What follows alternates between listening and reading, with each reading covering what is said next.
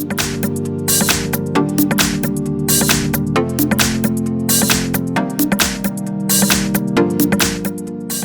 I've got CUBOT Max too, and let me show you how to locate IMEI and serial number on the following device.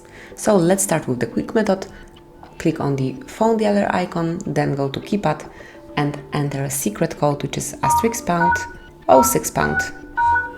And as you can see, both IMEI numbers are included here, so you can quickly come along with IMEI numbers for both SIM cards in your CUBOT. Then let's open them through the settings. So at first you have to open list of all applications, then find and pick the settings, scroll down to the very bottom of the list and select system. Here you have to go to the advanced options and expand about phone feature. Now scroll down a bit, and here you will notice both IMEI numbers. It's for the first slot and for the second. And if you are interested in your serial number, click on model and hardware, and here you've got serial number for your device. And that's basically all. This is how you can locate IMEI and serial number for your CUBOT Max tool. Thank you for watching. Please subscribe our channel and leave the thumbs up.